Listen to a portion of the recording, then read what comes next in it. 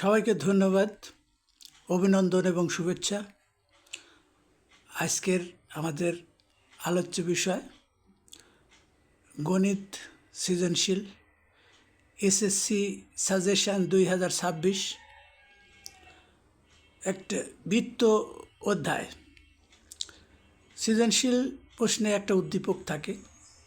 এখানে উদ্দীপক আমরা দেখতে পাচ্ছি একটা বৃত্তের চিত্র। বৃত্তের কেন্দ্র হচ্ছে ও এবং এডি বিসি দুইটি জ্যা পরস্পর সমান্তরাল, এটাই উদ্দীপক। ক নম্বর প্রশ্ন, বৃত্তটির পরিধি 12 পাই হলে ক্ষেত্রফল নির্ণয় করো। খ নম্বর প্রশ্ন হচ্ছে প্রমাণ করো যে এবি সমান সিডি। এখন প্রশ্নের ক অংশের উত্তর। তো দেওয়া আছে বৃত্তটির পরিধি 12 পাই, আমরা ধরে নিলাম বৃত্তটির ব্যাসার্ধ আর। আমরা জানি বৃত্তের পরিধির সূত্র হচ্ছে 2 পাই আর। তো প্রশ্ন মতে বৃত্তটির ব্যাসার্ধ দেওয়া আছে 12 পাই এবং আমাদের ধরে নেওয়া অনুসারে ব্যাসার্ধ আর হলে তার পরিধি হবে 2 পাই আর। একই বৃত্তের ব্যাসার্ধ, সুতরাং দুইটি পরস্পর সমান হবে প্রশ্ন মতে।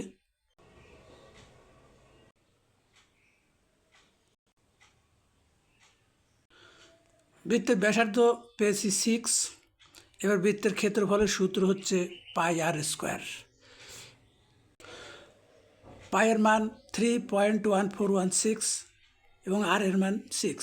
ক্যালকুলেশন করে আমরা যেটা পাই বৃত্তের ক্ষেত্রফল।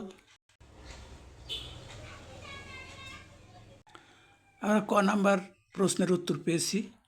প্রশ্নটি ছিল বৃত্তের ক্ষেত্রফল নির্ণয় করো। তো বৃত্তের ক্ষেত্রফল আমরা পেয়েছি 113.0976 বর্গ একক বা বর্গমিটার। এটাই ক নম্বর প্রশ্নের উত্তর।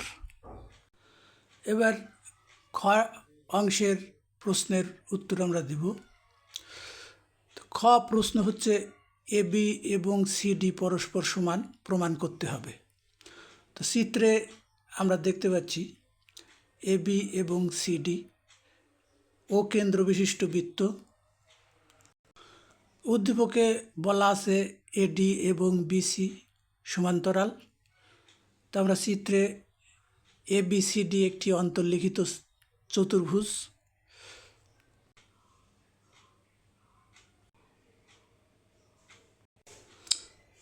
প্রমাণ, যেহেতু দেওয়া আছে এডি বিসি পরস্পর সমান্তরাল, আবার অঙ্কন অনুসারে বিডি তাদের ছেদক, তো একান্তর কোণগুলি পরস্পর সমান হয় আমরা জানি। সুতরাং এডিবি একান্তর কোণ সমান সিবিডি কোণ।